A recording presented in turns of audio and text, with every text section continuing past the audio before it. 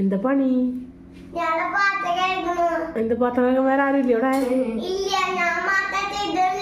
അതെന്താ? അതെ, എന്നിട്ട് മേത്ത് മൊത്തം വെള്ളാക്കിട്ട് അടുത്ത ഡ്രസ് മാറ്റാനാണോ?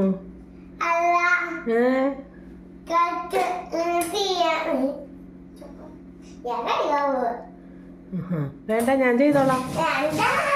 ഇത് പോന്നേരെ.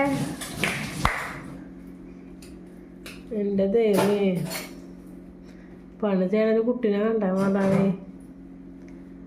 മതി മതി, പോന്നേരെ. കൊലയൊന്നും ഇല്ല, ബാക്കി ഞാൻ ചെയ്തോളാം.